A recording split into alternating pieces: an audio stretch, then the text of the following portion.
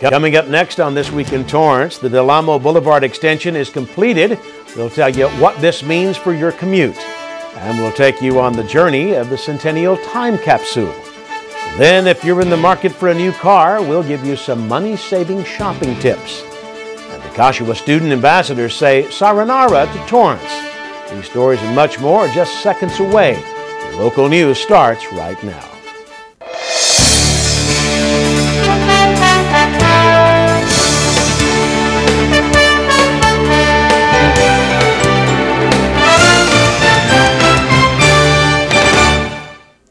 Hello, everybody, and welcome to This Week in Torrance. I'm Ben McCain. Thanks for joining us. Here are your top stories. It was 2 years in the making. Now the project is finished and came in under budget. Reporter Chia Kobayashi brings us to the exciting opening of the Del Amo Boulevard extension. Who wouldn't want the chance to cut their commute? A new improvement to ease traffic in the city has just been completed. The Del Amo Boulevard Extension Project now connects Del Amo Boulevard and Maple Avenue to Crenshaw Boulevard. A ribbon-cutting ceremony was held at this iconic location, where city leaders and citizens gathered to celebrate this momentous occasion. Here we go. Okay, you ready? Yeah, here we go. On the count of three. One, two, three. This project only took 2 years to finish and came out under budget. And now, driving through the city is expected to become much easier.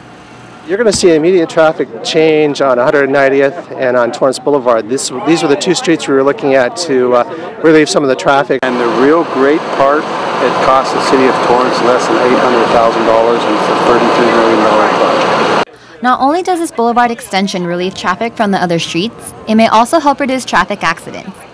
Project manager Craig Bilazarian has been waiting for the completion of this project. I couldn't be happier. I mean, I think this is a great day for the city of Torrance, its citizens, and also the region. This is a very significant project, and we're very proud of it.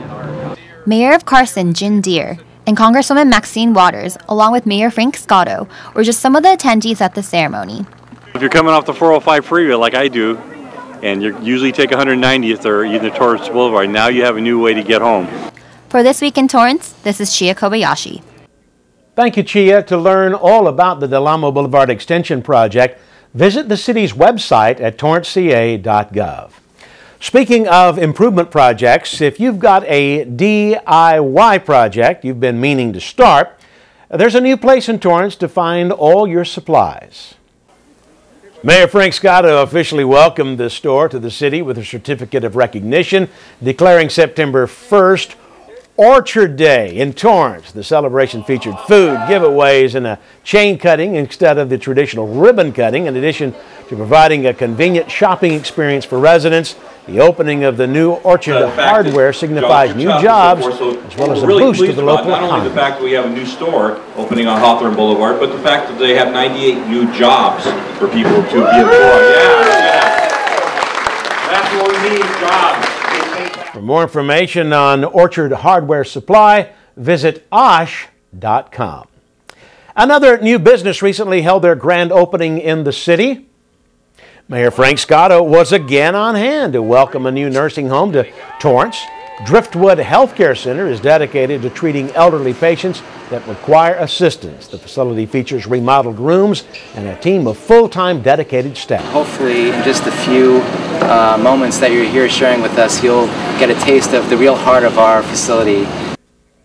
Torrance police officers shed their uniforms and picked up trays and order pads for a good cause, the quarterly Tip a Cop event. They're being our celebrity waiters tonight, and so patrons will come in. They'll be served by the police department officers here from Torrance. Customers who recently came out to Tony Roma's restaurant got to see their local officers volunteer as servers to benefit the Special Olympics of Southern California. All earned tips went directly to the organization. Not only did officers help with the event, but athletes of the Special Olympics volunteered their time as well.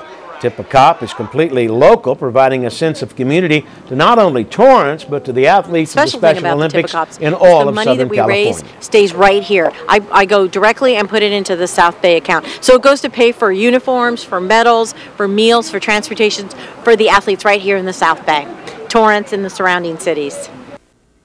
For more information on the Special Olympics of Southern California, visit sosc.org.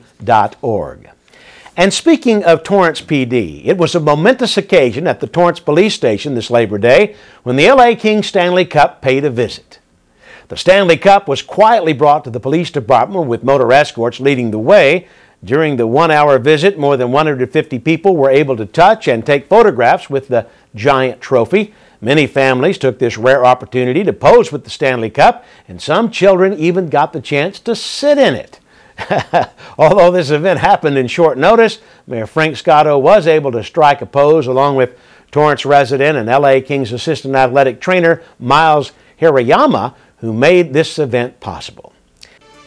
Coming up, we'll tell you if now is the right time to buy a new car.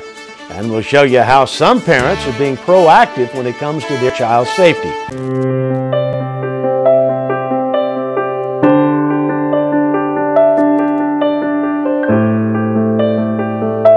At what age is the color that your skin was meant to be no longer beautiful?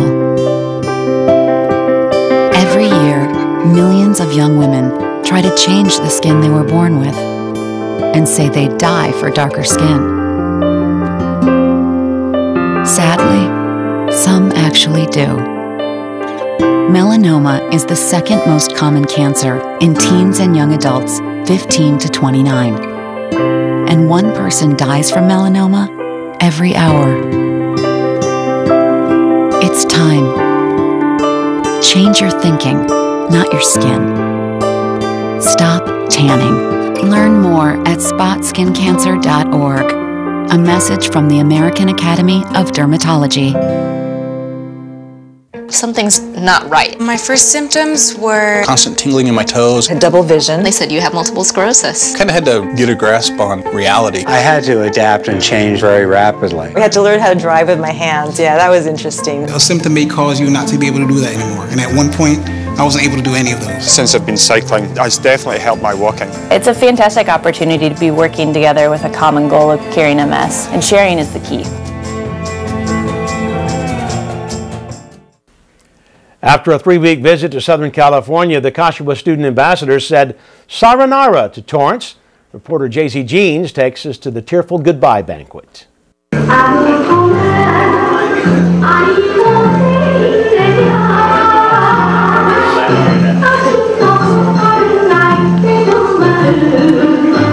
For nearly 40 years, the TSCA has welcomed Japanese exchange students to Torrance.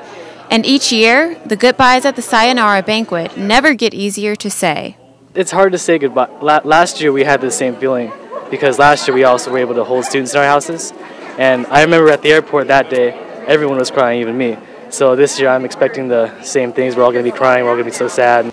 Mayor Frank Scotto and some city council members were there to mark the occasion. Mayor Scotto says that the TSCA program plays an important role in the city of Torrance. It really builds bridges between two countries. These kids will become ambassadors now when they go back to Japan and speak well of America. And it's the same thing with our kids that have gone to Japan. And it shows how much we're so similar, the two countries. And it's those similarities that led to the close bonds between the Kashiwa students and their host families. Every night we would play loud music and we would sing and dance and do nails and just be girls. And I think that you don't really realize that people from a different country are not so different until you're really living with them and experiencing life with them. And we really are sisters now. During the Sayonara ceremony, each host family had a chance to speak about their time with their Kashiwa exchange student. And the Kashiwa students expressed how thankful they were for the experience. Thank you so much, Nami, for all the good times together. You really are one of my best friends. I'm so sad that you're leaving, and it's hard to say goodbye. But I'm also smiling tonight because I'm so glad for all the good times that we spent together. This summer vacation was greatest in my life. I learned many things in these 3 weeks. This was my first overseas experience. But when I arrived at LAX and saw the smiles of Torrance students, all my worries vanished away immediately. The Kashiwa students were sad to say sayonara, so instead they said see you later. After a night full of tears, laughter, and reminiscing, it's clear that the Kashiwa students are taking away much more than SoCal memories. They're leaving with a lifelong promise of friendship. For This Week in Torrance, I'm Jay-Z Jeans. Thank you, Jay-Z. For more information on the TSCA Exchange Program, visit torrancesistercity.org. After the summer, some people may be turning their attention to looking for a new car. But the debate between leasing and buying continues. Reporter Jay-Z Jeans explains. When it comes to buying a new car, some of us may feel clueless about what things to consider. Buying new versus used? Today we'll set the record straight. Once you have the perfect car picked out, the one thing that may stop you from hitting the road is figuring out how you'll pay for it. Toyota GM Phil Mullen says that leasing is a good option for many customers, but sometimes the process is misunderstood. If you're the type of customer that's going to, or person that's going to buy a vehicle and keep it for 10 years, well, leasing doesn't make sense. But those of us that like to drive a new car a little more often, leasing makes tremendous sense because you pay less. Leasing a car means that you are paying for the depreciation of the car during your lease period. One way to save money with a lease is by researching cars that are known to have a smaller gap of depreciation. On the other hand, buying a car can save you from having monthly payments down the line. And there are also ways to save up front with the car purchase. Toyota has a college rebate that's available to consumers right now for someone that's graduated within 6 months or post 6 months of college graduation. So that can definitely have a big impact on pricing, giving them some added money that they wouldn't get normally. Toyota also has a program that offers buyers $1,000 when they trade in a competitor's car. Most manufacturers have rotating and continuous incentive programs. Narrowing down your car choice will help the dealer to find available offers. I wouldn't negotiate on a lot of different cars all at once. Try and focus in on the one you like. That helps the dealer to get very competitive and know that, this is the particular car we'll be taking home today. Mullen says that an informed car shopper will usually take home the best deal. I would say be prepared, get that information in advance, pick the car that's right for you. Obviously make sure you go and see it, test drive it, because it's great to look at it on the internet, the pictures and whatnot, but how it fits into your life and how it drives is really important. For This Week in Torrance, I'm Jay-Z Jeans. Thank you, Jay-Z. According to Consumer Reports, there are particular times of the year to get a great deal on a car. At the end of the month, when many dealerships are trying to meet their monthly sales quotas.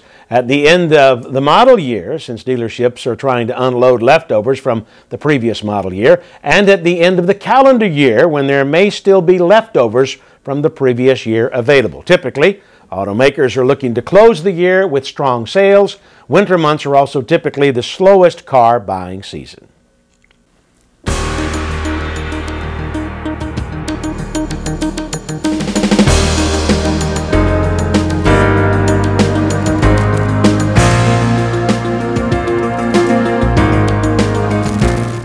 Now that the school year has begun, there is perhaps no better time to think about child safety.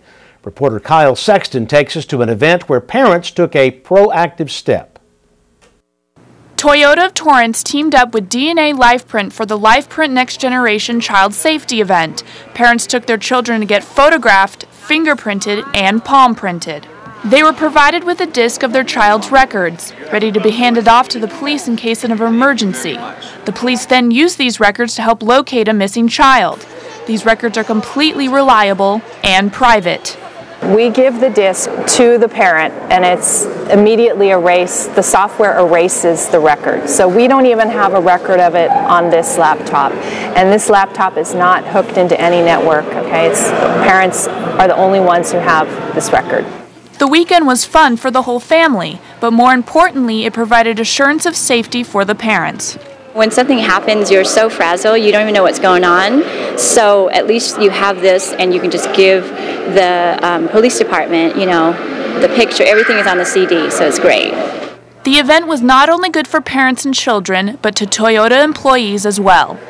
But it's also good to do something where you don't get paid, whether that be working with the homeless or working. So it kind of gives our employees who work a lot of hours a chance to do something that's not for money, something that's for the good of the people.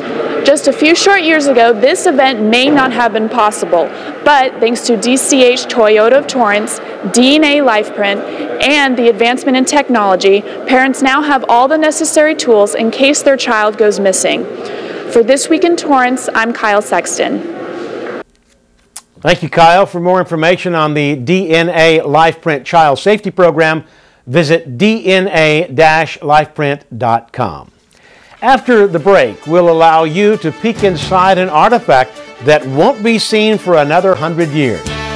I remember the moment. I'll never forget that moment. That moment? It was a moment that changed my life.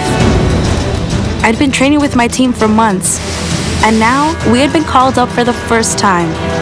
The real deal. Wildfires were getting dangerously close to homes.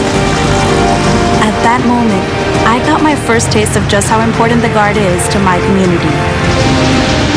See how the Guard can be an important part of your life at NationalGuard.com. They call them the golden years, and for many seniors, they are. But for too many others, retirement is like a prison. Do you have any jacks? The difference? This couple saved for their retirement, and this couple didn't. It's your choice. Choose to save. To learn how to get started, get your free Power to Choose brochure, because your retirement can truly be your golden years.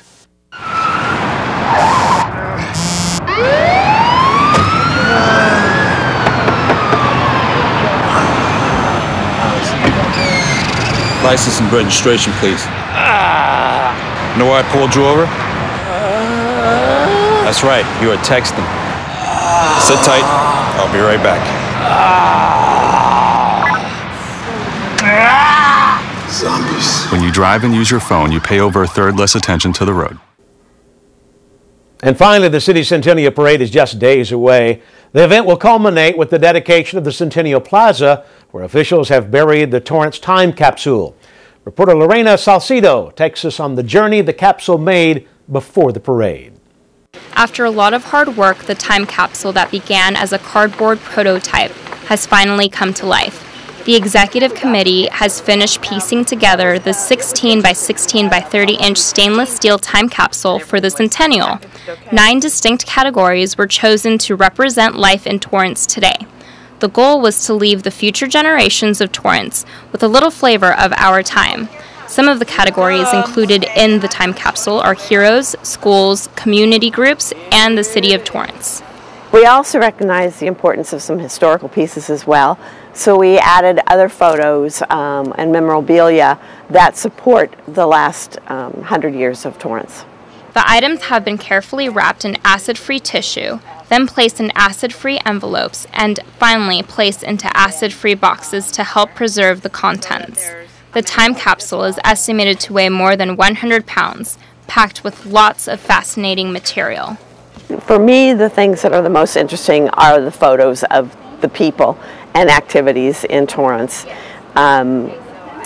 So to me, that was really the one thing that was the most fun to find.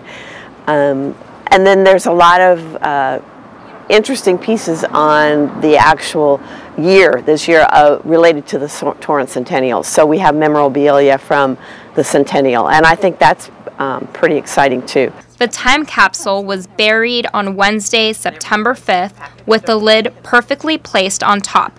It lays in the new Torrance Centennial Plaza at El Prado Park. The time capsule will be reopened in 100 years. For This Week in Torrance, I'm Lorena Salcedo. Thank you, Lorena. The time capsule and Centennial dedication will be held on Sunday, September 16th at 2 p.m. at El Prado Park. And although the plaza is finished, you can still purchase commemorative Centennial bricks. These additional bricks will be installed after the plaza dedication. For more information, visit torrancecentennial.org/store. And that's going to do it for us on This Week in Torrance. I'm Ben McCain. If you've missed any portion of our show, you can catch us again at 11 a.m. and 6 p.m. Thanks for joining us, and we'll see you next time.